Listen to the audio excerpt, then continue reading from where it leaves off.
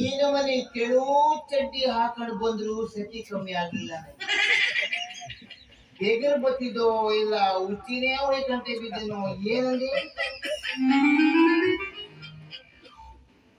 ಈ ನವನಿ ಜನ ತುಂಬರಿ ಅಂದ್ಮೇಲೆ ಅಗ್ನಾಸಿನಿ ಸುಗ್ಗಿ ಹಬ್ಬ ಹೊಡ್ತಾನೆ ಬೇರೆ.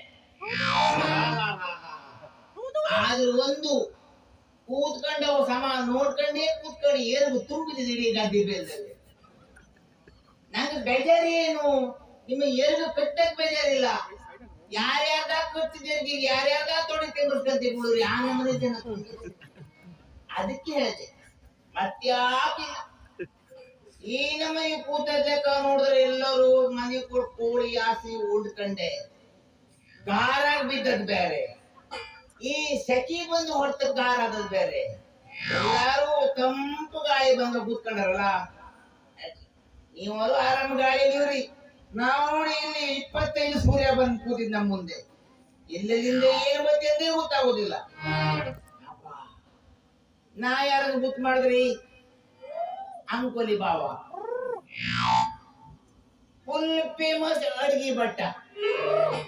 ನಾನು ಸಾಧಾರಣ ಬದುಕಿದ್ದವ್ರ ಮನೆಗಿಂತ ಸತ್ ಮನೆಗೆ ಅಡ್ಗೆ ಮಾಡಕ್ ಹೋಗುದೇ ಜಾಸ್ತಿ. ಯಾಕಂದ್ರೆ ನಮಗೆ ಬರೀ ಎಲ್ಲೋ ಒಂದ್ ಬೇಡಿಗತ್ತಿ ಕೆಲಸ ಸಿಕ್ಕುದಿಲ್ಲ.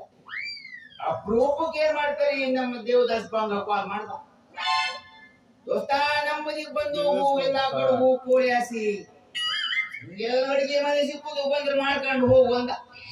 ನಾ ತಡ ಮಾಡ್ದ, ನಂಗೆ ಬದಿ ಯಾಕೆ ಹಾಕ ಬರ್ತಾರ ಅಂತ ಸುದ್ದಿ ಆಗ್ತದೆ. ಒಂದೇ ಒಂದು ಲೋಹಿತ್ ಮನೆಗೆ ಆರ್ಡರ್ ಬಂತು.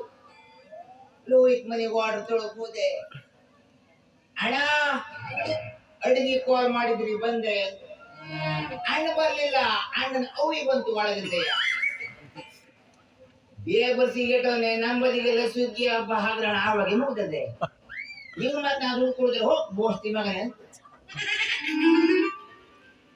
ಕಾವಳೆ ಒಂಚು ಮುಗಿದ ಕಾವಳೆ ಉಡ್ಸಿತ್ತು ನಮ್ಮ ಈ ನಮ್ಮನೆ ನಾವು ಬಂದವಾಗೆ ನಮ್ಮ ಮುಖಕ್ಕೆ